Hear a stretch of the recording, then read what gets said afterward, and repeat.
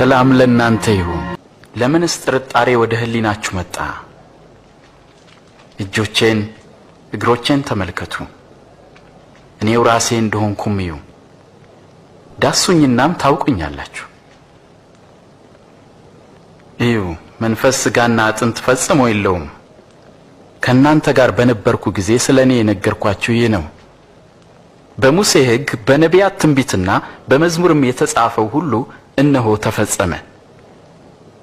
የተጻፈውም ክርስቶስ መከራን ይቀበል ዘንድና ሞትን ድል አድርጎ እንደሚነሳ ነው።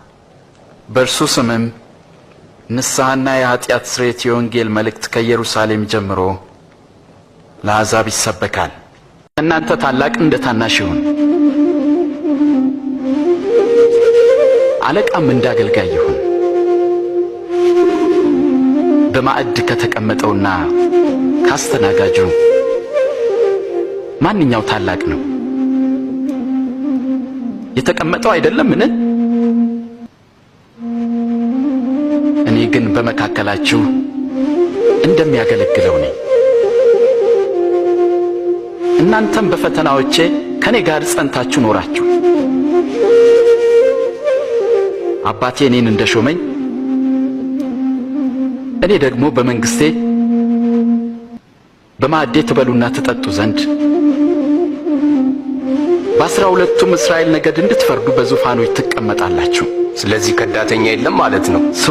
ስምዖን ሆይ ሰይጣን ሁላችሁንም ሊፈትናችሁ ፈለገ፣ እንደ ስንዴ ሊያበጥራችሁና ሊፈትናችሁ አብዝቶ ለመነ። ግን እምነትህ እንዳይጠፋ ስላንተ ማለዱ። አንተም ወደ እኔ በተመለስ ጊዜ ወንድሞችን አጽና።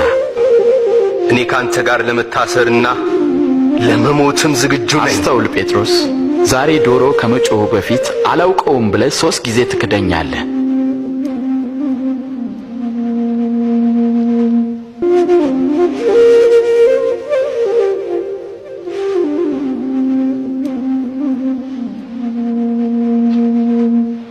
የሚወዷችሁን ሰዎች ብቻ ብትወዱ እንዴት ምስጋና ይኖራችኋል?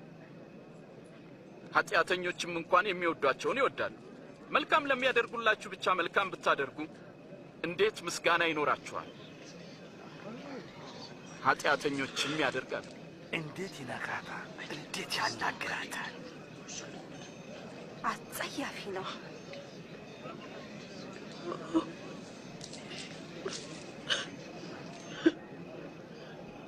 ፈጽሙ። ጠላቶቻችሁን ውደዱ፣ መልካምም አድርጉላቸው። ምንም ተስፋ ሳታደርጉም አበድሩ። ያኔ ዋጋችሁ እጅግ ታላቅ ይሆናል። የልዑል እግዚአብሔር ልጆች ትሆናላችሁ። እርሱ ለሚያመሰግኑትና ለክፎች ቸር ነውና። ሩሩዎች ሁኑ፣ አባታችሁም ሩሩ ነውና።